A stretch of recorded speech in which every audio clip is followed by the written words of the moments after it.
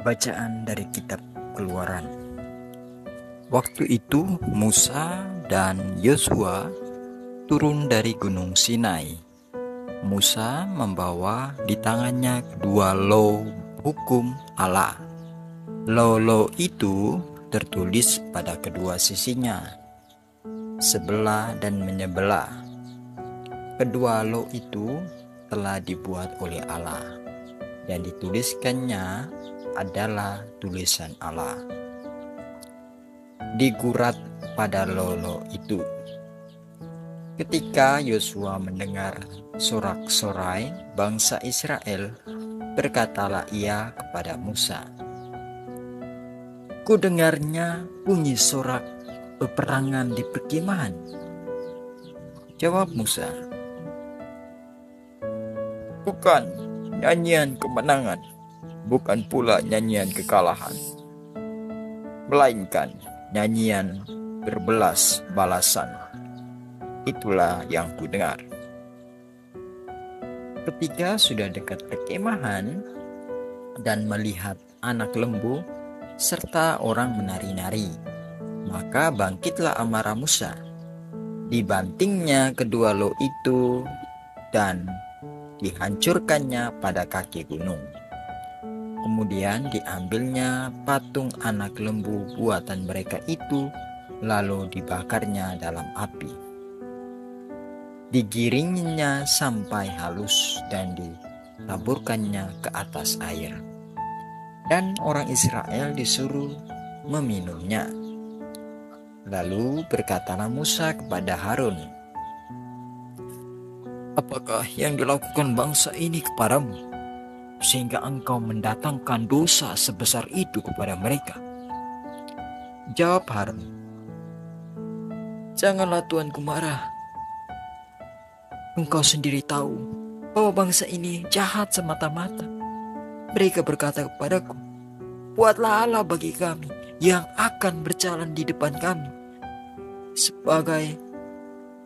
Sebab mengenai Musa yang telah memimpin kami keluar dari tanah Mesir, kami tidak tahu apa yang terjadi dengan dia."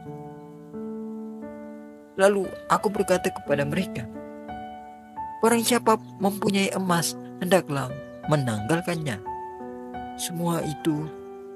Semua emas itu mereka berikan kepadaku.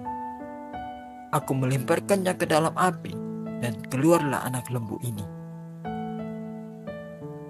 Keesokan harinya berkatalah Musa kepada bangsa itu, "Kalian telah berbuat dosa besar, tetapi sekarang aku akan naik menghadap Tuhan. Mungkin aku dapat mengadakan perdamaian karena dosamu itu." Lalu kembalilah Musa menghadap Tuhan dan berkata, Bangsa ini telah berbuat dosa besar, sebab mereka telah membuat Allah emas bagi mereka. Tapi sekarang kiranya Engkau mengampuni dosa mereka itu, dan jika tidak, hapuskanlah kiranya namaku dari dalam kitab yang telah Kau tulis."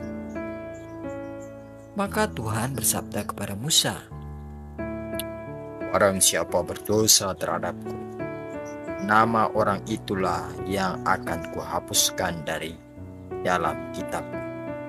Tetapi pergilah sekarang, tentukanlah bangsa itu ke tempat yang telah kusebutkan kepadamu. Di depanmu akan berjalan malaikatku, tetapi pada hari pembalasanku, aku akan membalaskan dosa mereka kepada mereka." Demikianlah sabda Tuhan. Syukur kepada Allah. Mazmur tangkapan referen, bersyukurlah kepada Tuhan sebab Ia baik. Mereka membuat anak lembu di Horeb dan sujud menyembah kepada patung tuangan mereka, menukar yang mulia dengan patung sapi jantan yang makan rumput. Referen, bersyukurlah kepada Tuhan sebab Ia baik. Mereka melupakan Allah yang telah menyelamatkan mereka, yang telah melakukan hal-hal yang besar di tanah Mesir, yang melakukan karya-karya ajaib di tanah Ham dan perbuatan-perbuatan dahsyat di tepi laut Teberau. Refren, bersyukurlah pada Tuhan sebab Ia baik. Maka ia mengatakan hendak memusnahkan mereka kalau Musa, orang pilihannya, tidak menengahi terhadapannya untuk menyurutkan amarahnya, sehingga ia tidak memusnahkan mereka. Refren, bersyukurlah kepada Tuhan sebab Ia baik. Bait pengantar Injil. Haleluya, haleluya, haleluya. Dengan rela hati Allah telah melahirkan kita oleh sabda kebenaran, supaya kita menjadi anak sulung ciptaannya. Haleluya, haleluya, haleluya. Semoga Tuhan beserta kita sekarang dan selama-lamanya. Inilah Injil Yesus Kristus menurut Matius. Dimuliakanlah Tuhan. Sekali peristiwa Yesus membentangkan perumpamaan ini. Hal kerajaan surga itu seumpama biji sesawi yang diambil dan ditaburkan orang di ladangnya. Memang biji itu yang paling kecil dari segala jenis benih, tetapi apabila sudah tumbuh, sesawi itu lebih besar daripada sayuran lain, bahkan menjadi pohon, sehingga burung-burung di udara datang bersarang pada cabang-cabangnya. Dan Yesus menceritakan perumpamaan ini lagi. Hal kerajaan surga itu seumpama ragi yang diambil seorang wanita dan diadukan ke dalam tepung terigu 3 sukat sampai seluruhnya beragi. Semuanya itu disampaikan Yesus kepada orang banyak dalam perumpamaan, dan Ia tidak menyampaikan apapun kepada mereka kecuali dengan perumpamaan. Dengan demikian genapilah sabda Nabi, "Aku mau membuka mulutku mengatakan perumpamaan.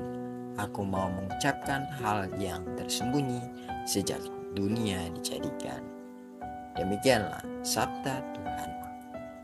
Terpujilah Kristus. Saudara-saudari yang terkasih, dalam bacaan Injil hari ini Yesus menyampaikan 2 perumpamaan untuk menggambarkan kerajaan Allah. Yang pertama, perumpamaan biji sesawi. Biji yang paling kecil tetapi ketika ditumbuh menjadi pohon yang besar, tempat burung-burung bersarang. Yang kedua, perumpamaan tentang ragi. Sedikit ragi yang dicampur ke dalam tepung namun dapat menghampirkan seluruh adonan. Bahwa dalam makna dan renungan hari ini bahwa Allah bekerja dalam hal yang kecil dan tersembunyi. Dalam perumpamaan ini mengajarkan bahwa kerajaan Allah tidak selalu hadir dengan cara yang besar, mencolok atau langsung tampak.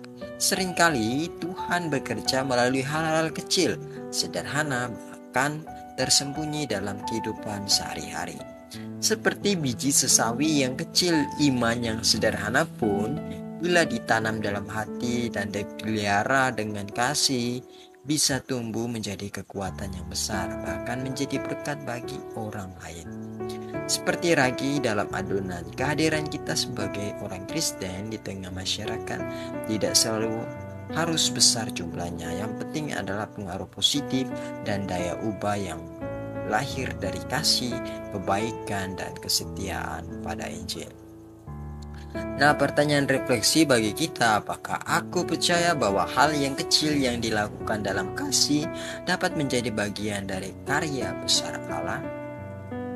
Apakah aku tetap setia dalam pelayanan dan kebaikan meski tak langsung melihat hasilnya?